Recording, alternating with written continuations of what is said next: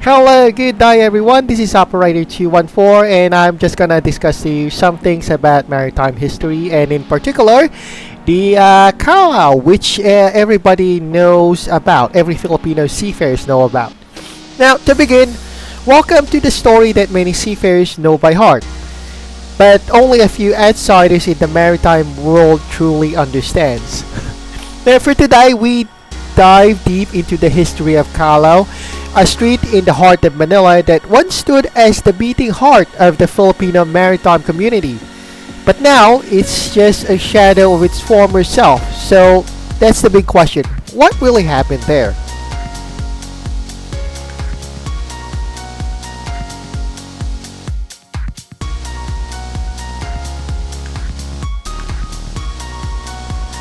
Now, Kalaw Avenue, located in Ermita, Manila, was never just another street. In the post-World War II era, especially during 1970s to 1990s, Kalaw transformed into the unofficial capital for Filipino seafarers. It was where dreams began. I'm sorry. Where cadets, able-bodied seamen, and even senior officers would gather to find work, submit resumes, build bulletin boards in manning agencies, or simply meet their barkadas. Now, back then, maritime schools were booming. The Philippines was becoming the leading supplier of seafarers to the world, and Kalaw was the launch pad. I think this was during around the 1980s, if I'm not mistaken, historically. Now, here are the key elements that build the Kalaw hub. Now, these are four actually. One is dozens of manning agencies located within walking distance.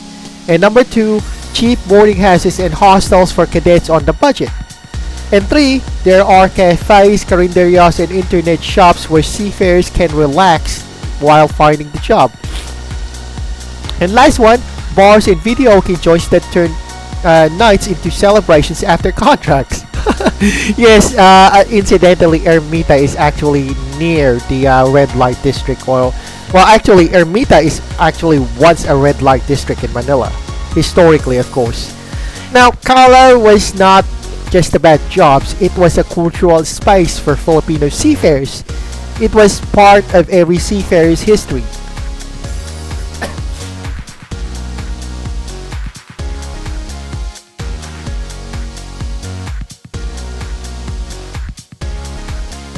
Now, if you stood near Kalaw back in the day, you see a unique ecosystem at work. Now, outside those agencies, you see young cadets in white polo barongs nervously waiting. And in another view, you'll see veterans with tattoos, decades of experience coaching the younger seafarers. And another, you can see also vendors selling full photocopy services, ID laminations, or pandesal. So if for people who are not Filipinos, pandesal is actually a bread of salt. Now, in between job hunts, you'll find seafarers hanging out at Luneta Park, telling stories, debating contracts, laughing, or venting about politics in manning offices. And aside from that, it wasn't just the seafarers. There are also other people in that place. Aside from that, there are recruiters and of course the questionable ones as well, which are fixers, loan sharks, and sometimes even the Akyat Barko girls prowled the area during its heyday. Kalaw had a gritty charm, both admirable and in some cases questionable, but undeniably alive.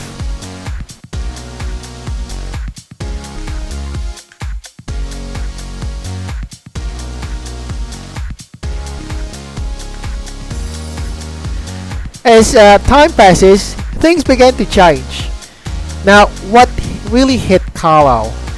Well, first off, the digitalization hit the industry. Manning agencies started to shift to online job applications. And aside from that, walk-ins became less frequent because of this digitization thing, and we're now living in the digitized age. And Aside from that, resume drop boxes also disappeared along with it. And to top it off, the COVID-19 pandemic accelerated the change. Kalaw's hassle faded. Internet cafes were closed, lodging houses struggled, and many agencies moved to high-rise buildings in Ortigas or somewhere in Makati. But perhaps the most impactful, city ordinances passed by the Manila local government. These are three of these. Crackdowns on sidewalk vendors and street loiterers, which unfortunately, if you think about it, Kalaw is also a public street. So the Manila government doesn't like loiterers or just people hanging out. And also, they kind of enforced curfews and stricter zoning laws in the area. And one more thing, they also had efforts to sanitize the city's image and reduce public congestion. All of these had the unintended consequences of dismantling Kalaw's seafarer-friendly ecosystem. Ironically, the same system that once empowered thousands of maritime workers was now seen as a public nuisance.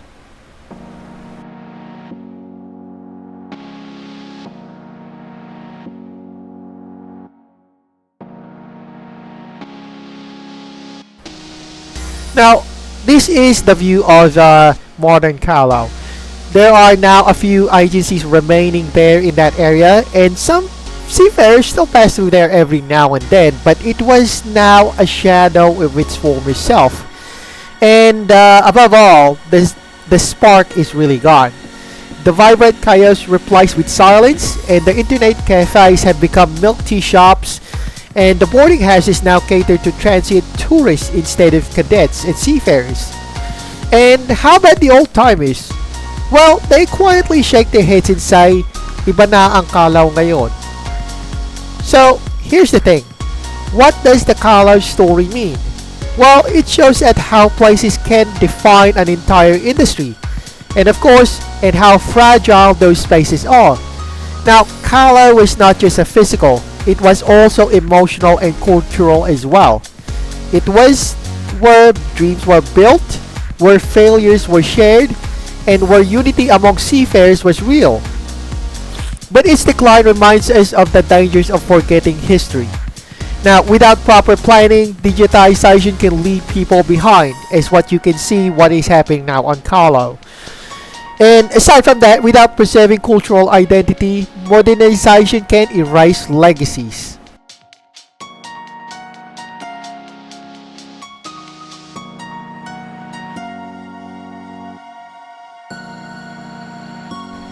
And this is my commentary, and I'm going to say this in plain old language that everybody could understand.